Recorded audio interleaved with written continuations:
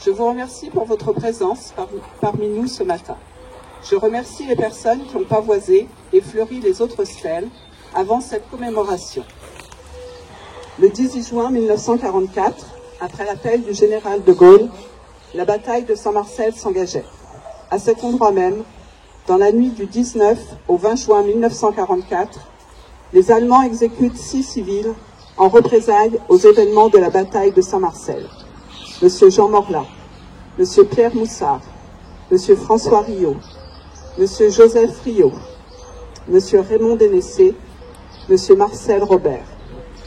Les 6 corps seront retrouvés ici, 21 ans plus tard, enfouis sous terre.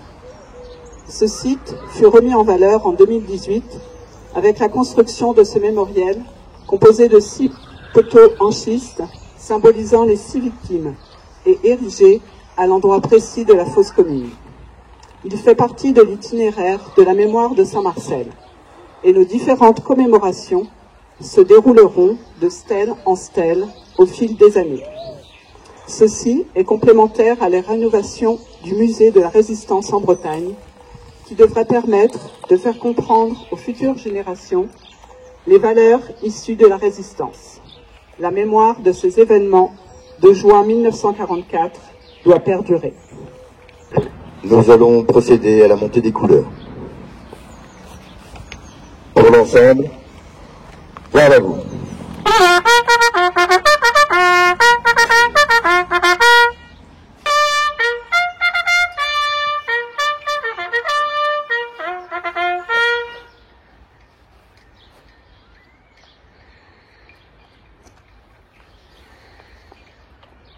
Nous allons maintenant procéder à la remise de récompenses aux lauréats du concours de la résistance du collège Saint-Julien. Elles seront remises au nom de la municipalité par Armel Robert, maire de Saint-Marcel. Nom Hervé.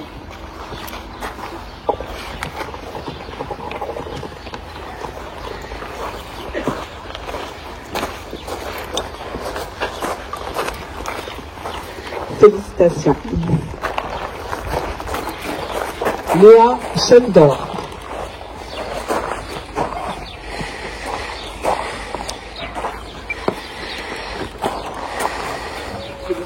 Félicitations. Joanne Fro.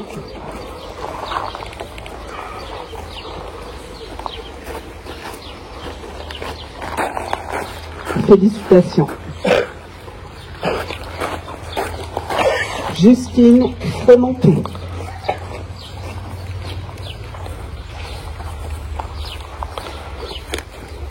Félicitations. Lauriane Guillemot.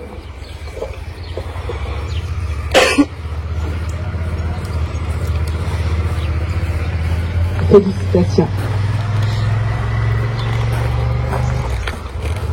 Félicie Kouédic.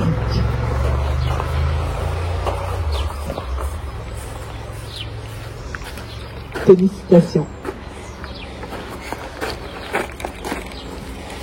Apolline Chamaillard.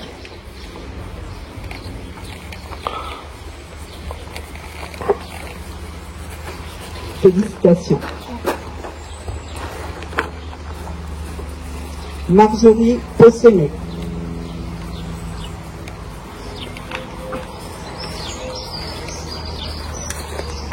Félicitations.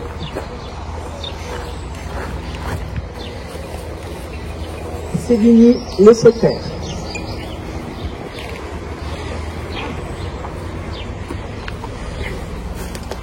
Félicitations. Giovanni Le Gouès.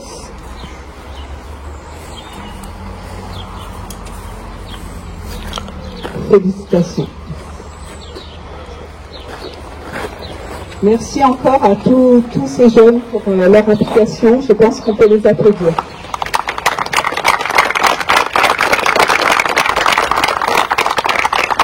Alors on va passer directement à Jean-Claude Guil, orphelin, victime de la barbarie nazie et historien des faits d'armes du maquis de Saint-Marcel, qui va vous retracer les événements qui nous conduisent aujourd'hui en ce lieu. Jean-Claude.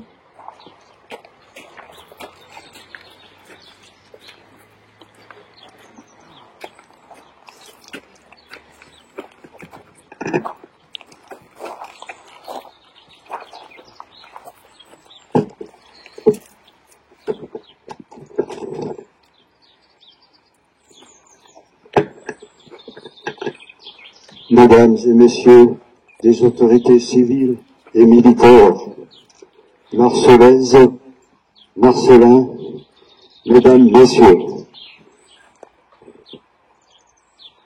il est 11h moins 10, nous sommes le 18 juin 1944. La bataille fait rage au niveau de Pierdy, du Beaujolais et de Sainte-Geneviève. Cette bataille devient inéluctable. Depuis cet accrochage de 6h30 ce matin, au Hardy-Bellec, 4 soldats ennemis sont tués, 3 faits prisonniers, le 8e réussit à s'échapper. Il prévient alors la garnison de Malétran, qui, de son côté, va joindre la commandanture de Ploermel. Les maquisards déplorent la mort du sergent Lecamus. À partir de cet instant, il n'y a plus aucun doute dans les esprits. Les ennemis vont arriver en force et en nombre. Le commandant Bourgoin dispose ses troupes en demi-cercle. Le 8e bataillon Carreau prend position entre Rocaran et la ferme du parc en Pigneux. Le 2e bataillon Légarec entre les Grands Hardis et Sainte-Geneviève. À 8h30, l'armée du 3e Reich arrive et dispose ses troupes dans l'entrée du bourg, ici même, auprès de la croix de la mission. Ces troupes sont en provenance de Malétran. Il faut quelques minutes avant que les armes ne rentrent en action. Et c'est un véritable mur de feu entre les Hardis et les Beaujolais. Les consignes sont données aux habitants du bourg. Les femmes, les enfants, les vieillards restent dans leur maison.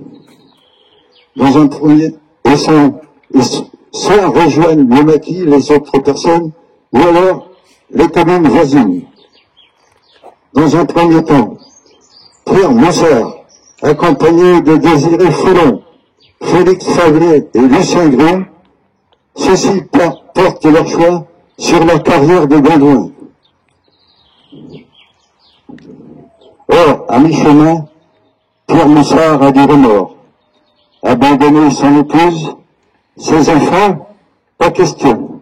Et il revient à la maison familiale. Si d'aventure l'ennemi vient, il y a sa cave comme refuge. Quant à Jean Marin, c'est le fossoyeur de la commune. Il fait également fonction de sacristain pour la paroisse. Il connaît particulièrement bien le clocher et cet endroit lui apparaît plutôt sécurisant. Pendant ce temps, les troupes ennemies subissent de très lourdes pertes. Marianne fait des ravages avec sa jeep sur le front nord. Il sème la terreur. Dans le même temps, le lieutenant Michel Bresse va actionner son fusil mitrailleur Brent sans discontinuer de 9h à midi. Il se trouve derrière le talus du bois de Mathurin-Charouel, en dessous le Beaujolais un petit peu. À midi, son pistolet mitrailleur devient silencieux. Michel, ce jeune parachutiste, venait d'arriver au PC de la Muette la veille, le 17 juin, à 23h. Il est frappé d'une balle en pleine tête. Il n'aura passé que 13 heures au sein du maquis. Était papa de 2 jeunes enfants. À ce moment, que se passe-t-il dans le bourg? L'ennemi est contraint de battre en retraite. C'est la première fois que l'ennemi du 3e Reich subit un tel affront depuis l'armistice de 1940 par des seules troupes françaises. Les Allemands vont investiguer le bourg. Le presbytère sert de quartier général. Le café Belette fait office de mort et d'infirmerie. Une vingtaine de personnes qui se rendaient à la messe en ce dimanche de fête Dieu sont faites prisonnières et sont enfermées dans la cave. Vers 15 heures, une escadrille de chasseurs bombardiers Kimberboy survole Saint-Marcel et attaque à la bonne fragmentation le campement allemand de Villeneuve en Plécadoc. Votre ville, monsieur le maire. Côté français, les membres du dehors, installés dans le grenier d'Alexandre Baconnet, la foule de Pignon, prient les autorités militaires de l'Homme de ne pas bombarder le bourg de Saint-Marcel. C'était dans le grenier de M. Baconnet, et il y avait Marie Croiset, aidé de deux autres qui faisaient fonctionner des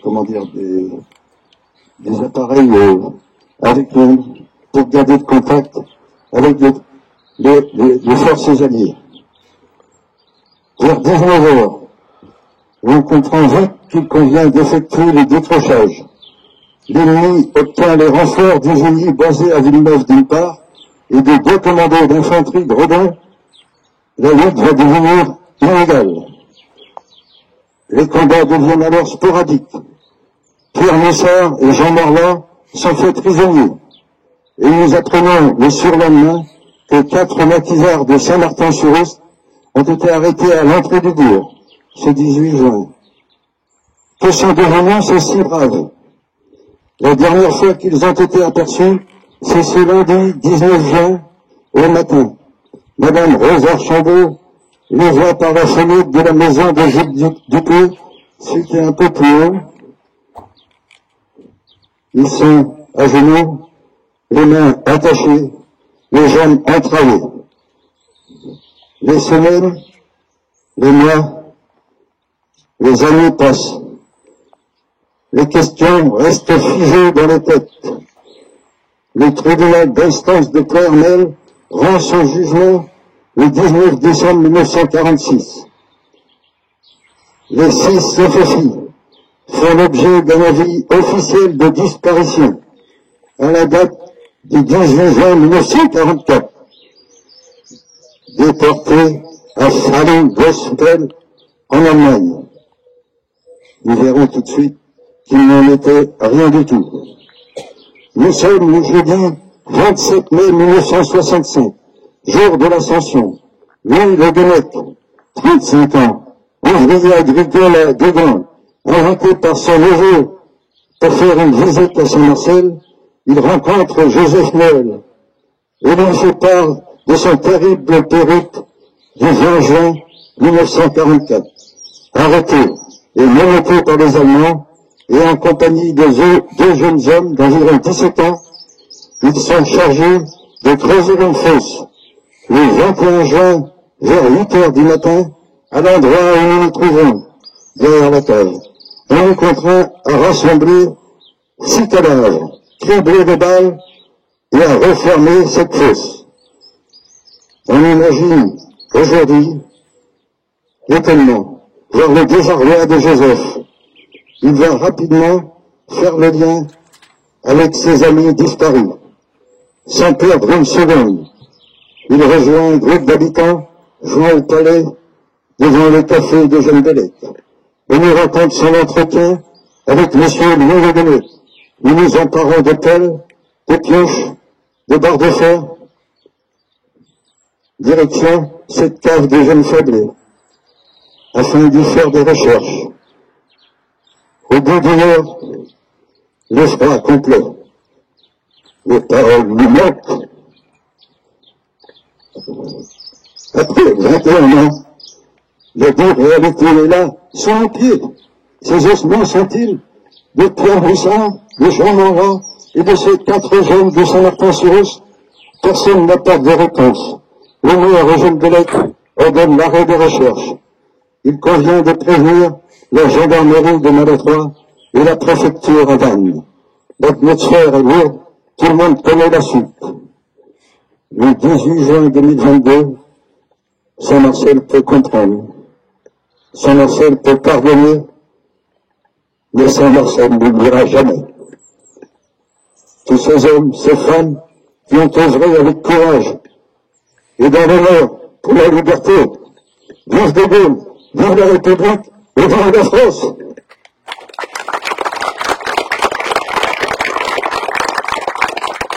Merci beaucoup Jean-Claude pour ce témoignage. Un jeune résistant de 24 ans qui a été exécuté le 30 juin 1944.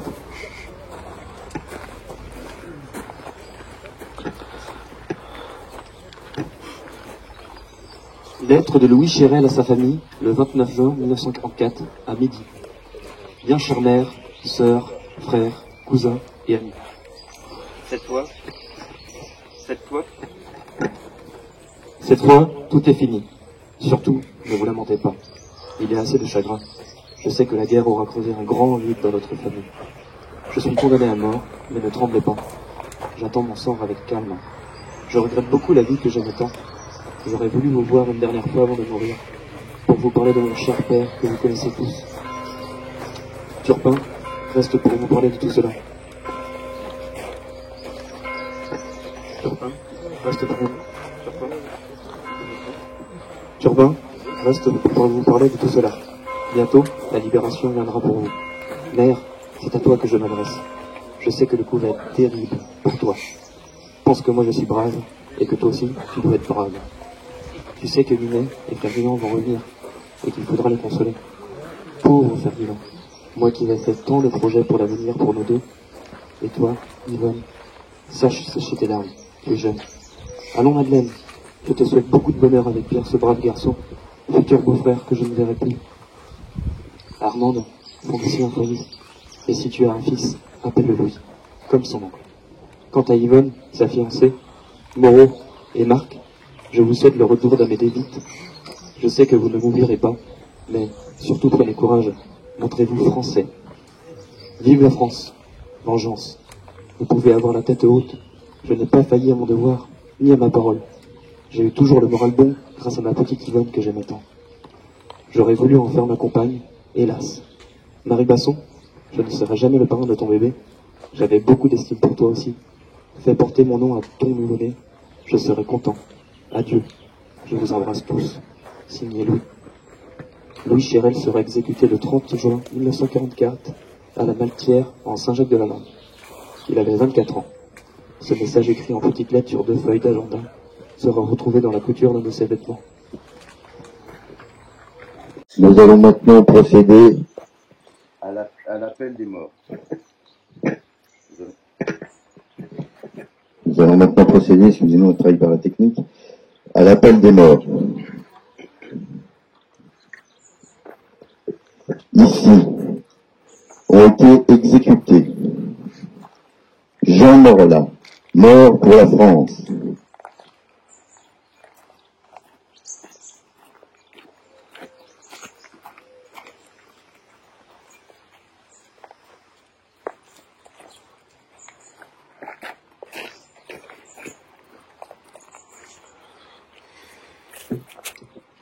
Pierre Messard, mort pour la France.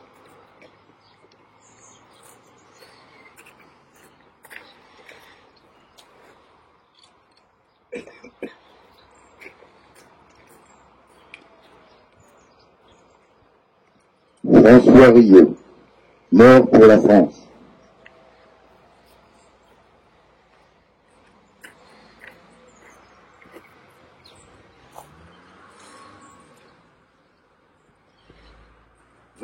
Marcel Robert, mort pour la France.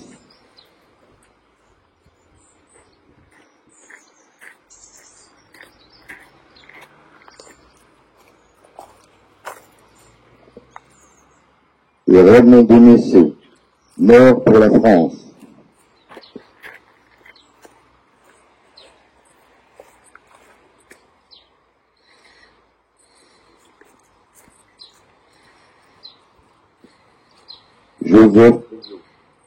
Joseph Rieu, mort pour la France.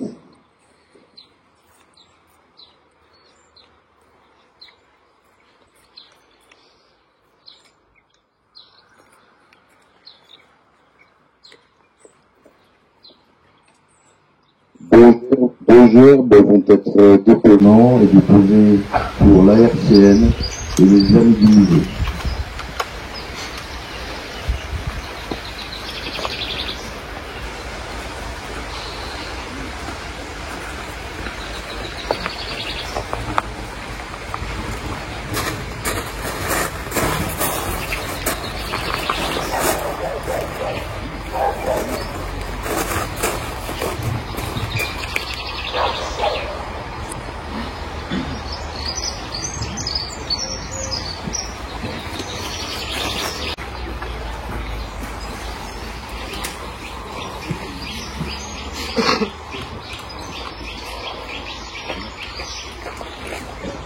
Désolé pour ce petit instant d'attente. Donc la gerbe qui va être déposée est déposée au nom de la municipalité par M. Jean Moussard et Armel Robert, maire de Saint-Marcel.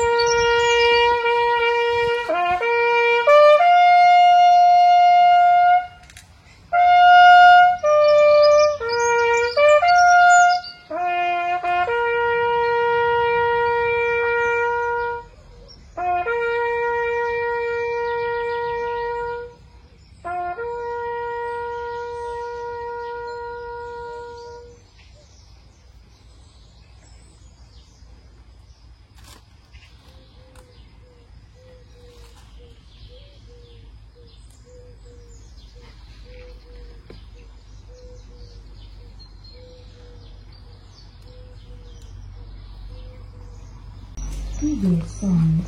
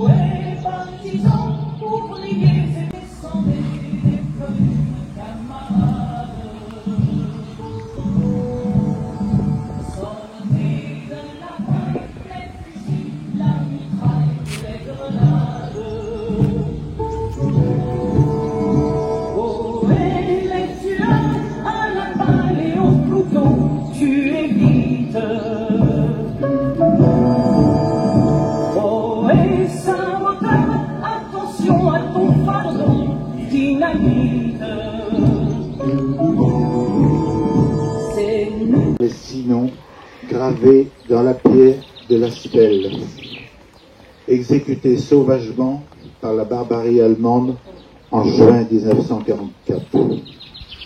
mais aussi pour vous, Madame le maire, maintenant première dame de notre commune. Je connais et j'ai connu votre sens de vouloir toujours bien faire et de toujours faire mieux. J'en suis convaincu qu'il le sera de même pour notre commune et pour notre histoire. Bon courage à vous. Aussi, pour un Marcelais que je ne nommerai pas, qui est né le 12 octobre 1935 au Grand Hardy en Saint-Marcel. Il aura lui aussi vécu ces terribles moments. Il avait 9 ans. Quelqu'un d'humble, de discret. Il aurait été pour moi d'un grand recours et de soutien pour le débroussaillage, l'aménagement, la création, la remise en valeur de ce site. Merci à lui. Merci aussi au précédent conseil municipal, car sans le financement des matériaux, rien n'en aurait été possible. Merci à eux de m'avoir suivi dans tous ces projets. Nous allons chanter maintenant la chanson.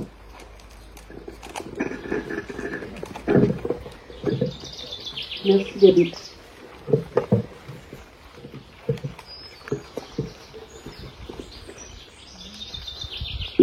Tous ceux qui ont œuvré et ou œuvrent encore à la mise en valeur de ces lieux, les habitants, élus, agents communaux, donateurs et financeurs, soucieux de la transmission de la mémoire de ces événements.